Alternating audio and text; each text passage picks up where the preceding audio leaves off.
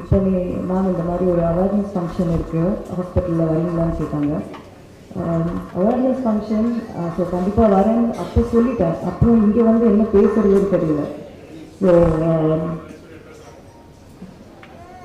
So I just thought I'll quickly say a few things that I recently went through ஒரு experience.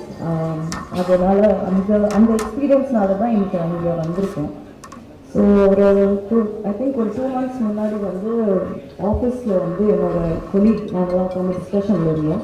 அப்போ ஒரு கால் அவருக்கு வந்தப்போ போய் பேசிட்டு வந்தப்போ ரொம்ப பதட்டமாக இருந்தார். என்னாச்சுன்னு கேட்டப்போ என்னோடய அக்கா மேம் தாம்பரத்தில் இருக்காங்க.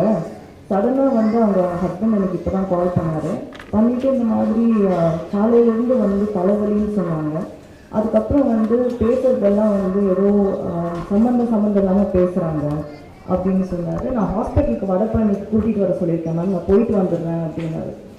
இப்போது நாங்கள் உட்காந்து பேசிகிட்டு இருந்தப்போ என்ன இது சம்மந்தம் இல்லாமல் பேசுகிறாங்க, தலைவலின்னு சொல்கிறாங்க, அப்போ ஸ்ட்ரோக்காக இருக்குமோ அப்படின்னு தோணுன்னா வடபழனிலேருந்து அவ்வளோ தூரம் அங்கே வர வேணாங்க, பக்கத்தில் என்ன ஹாஸ்பிட்டல் இருக்கோ கொண்டு போய் அட்மிட் பண்ணி உடனே டாக்டரை பாருங்க அப்படின்னு சொன்னப்போ தான் எமர்ஜென்சியில் வந்து சங்கர் சார் கிட்ட வந்து அட்மிட் ஆனாங்க.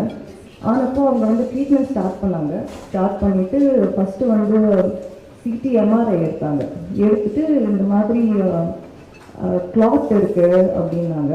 ஸோ இமீடியட்டாக ட்ரீட்மெண்ட் ஸ்டார்ட் பண்ணிவிட்டு அவங்களோட ஓன் ஹஸ்பண்டே அவங்களுக்கு அடையாளம் தெரியல, அவங்க பசங்க அடையாளம் தெரியல, எதுவுமே பேச முடியல. ஒரு மாதிரி ரொம்ப பயமாக இருந்தது அவங்களோட நிலைமையை பார்த்தப்போ.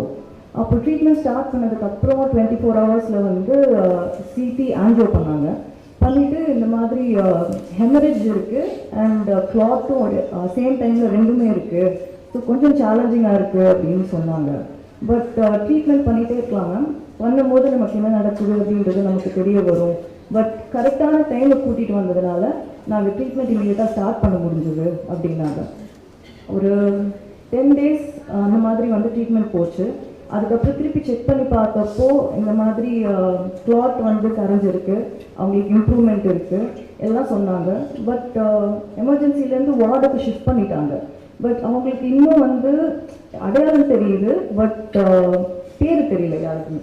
ஸோ அப்படி இருக்கும்போது இன்னும் என்ன டாக்டர் இப்படி தான் இருக்குமா அப்படின்னு கேட்டப்போ சம்டைம்ஸ் 1 மாதம் ஆகலாம் மேம், சம்டைம்ஸ் 2 மாதம் ஆகலாம், ஆனால் இம்ப்ரூவ்மெண்ட் இருக்கிறதுனால நம்ம ட்ரீட்மெண்ட் கொடுத்துக்கிட்டே இருக்கலாம் அப்படின்னாங்க.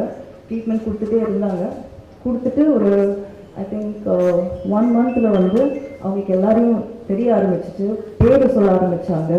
இன்னைக்கு பை காட்